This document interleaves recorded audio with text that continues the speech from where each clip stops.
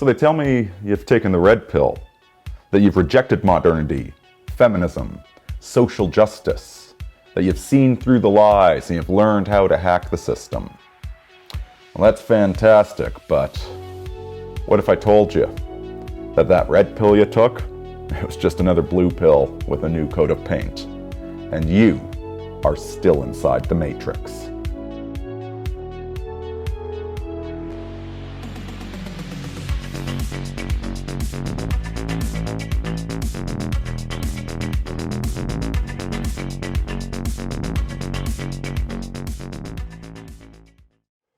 So let's start with a brief review of where we are, how your mind was colonized in the first place.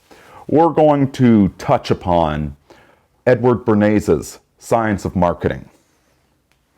Now, the science of marketing, it's all about instilling Freudian fears in the subject. Rather than selling the product or service based upon its merits, it's connecting that product or service to a deep-seated, universal human fear.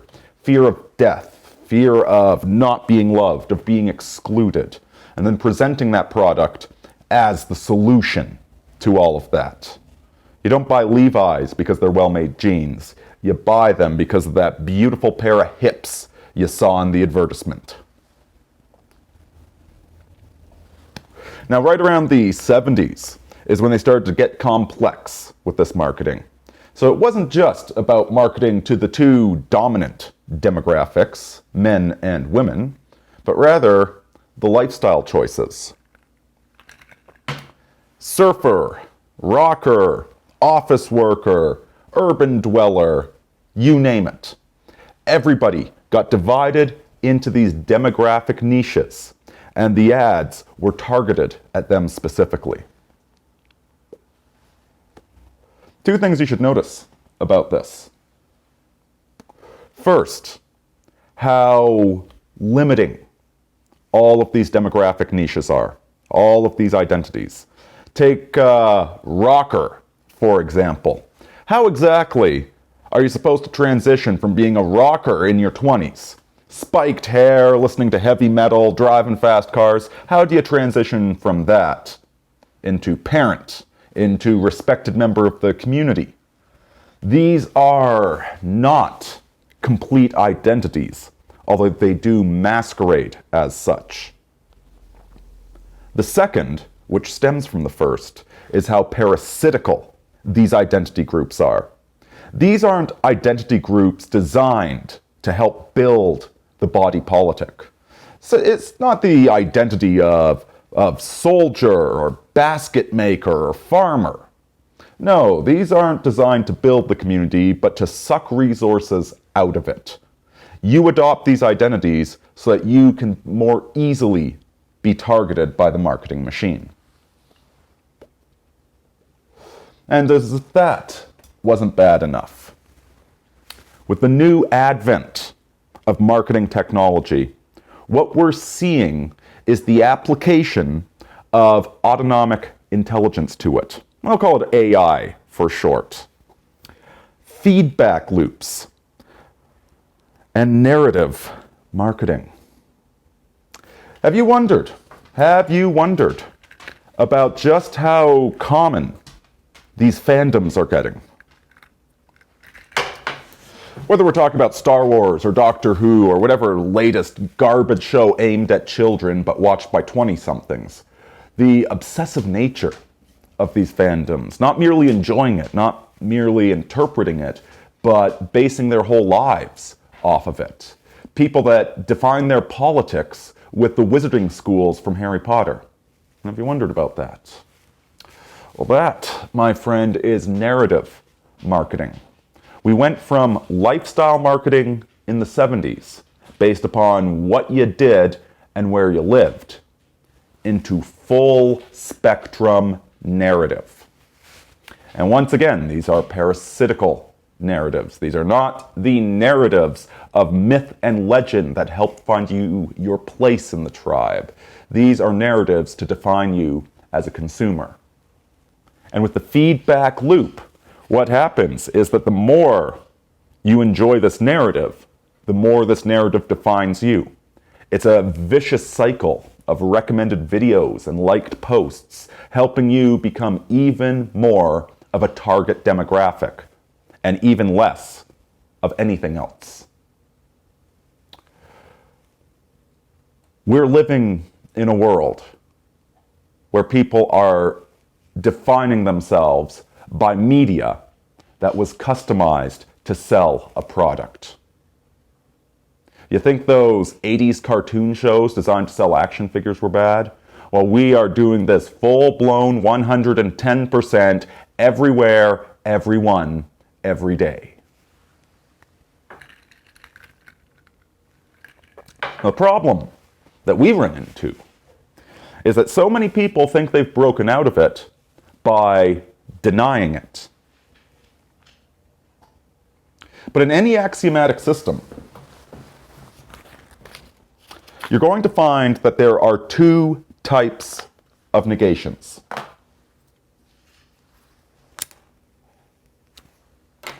The defined negation and the undefined negation. The known unknown and the unknown unknown. In mathematics, the defined is 2 plus 2 equals 4. The negated is 2 plus 2 equals 5. That's not true.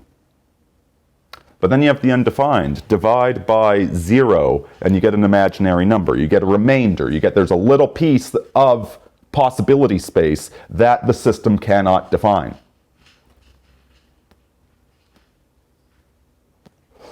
And so with these red pills, the first red pill is the negation. The assertion is transnationalism, open borders, one world government. Its negation is nationalism, borders, ethnocentrism. But you're not negating anything by doing that. You are not fighting the system. You are just embracing the system's shadow self. Oh, you don't like modernity? Then go shop at Cabela's.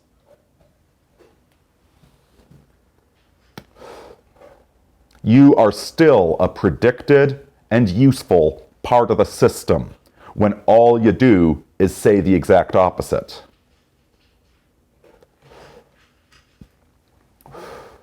So what about the other option? You're not a nationalist, and you're not an internationalist. This is where we run into the unknown unknown. We run into the part of idea space which cannot be defined with this set of axioms.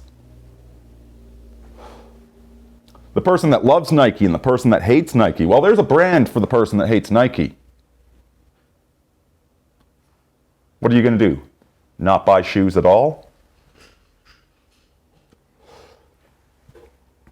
As I said, all of these lifestyles, these narrative lifestyles that are foisted upon us, these are parasitical because they take the whole spectrum of positive human existence and they carve out one little circle and then use feedback algorithms to cram you even deeper into that little circle and away from everything else. And if you reject that circle, there's a mirror opposite on the other side. You hate surfers? Well, you can be a skateboarder. Some people are trying to find their identity in that negative idea space that isn't white or black, but is just undefined. And we don't even have words for it. We can't have words for it. The closest you can come to conceptualizing it is the hermit, the person that disappears and joins a monastery for 10 years. The person that exists within this non-idea space, that person is no longer taking any pills, red or blue. But they are still defined in the negation by both the red and the blue. They're the remainder. They're the irrational number that doesn't fit in. But they're accomplishing nothing.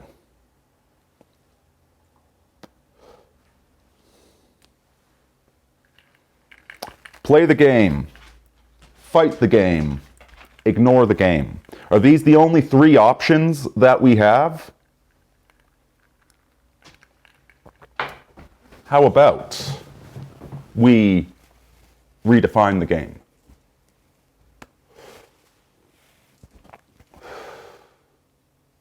How about you reject these labels? Have you noticed how desperate everybody is to apply a label to themselves these days? Blue pill, red pill, alpha male, beta male, pro this, anti that. And then that small number of people that try and grab this little piece of tradition, this little tiny piece that's still allowed, because it doesn't fit in with the paradigm. But it's such a sliver. It's like the pieces of cloth left over when you've chopped up the bolt to make a suit. Nothing but weird curves and triangles. That's not an identity. An identity, a functional existence, requires a very broad base. This is what we used to have. This cultural identity, this religious identity. Religion used to be the whole spectrum. It was music and art and morality and relationships and the community. It was all of these things. But as the marketers stole piece by piece from all of that, all that's left is some weird form of very myopic religious extremism. No, you, my friend, you need the truth. You need a religion. You need a culture. You need an ethos. I'm sure as heck not talking about that bottled water from Starbucks. You're not going to find the answers in simplicity, in rejection, in affirmation of negation. You are going to find your answers by knowing yourself, knowing your roots, having complex relationships, engaging with this fallen world, though it might be fallen. Not by slapping a label on yourself and desperately trying to live up to that label. That's all the red pill is. You want an identity in this world. You want to be alive? Well, kid, you're going to have to earn it.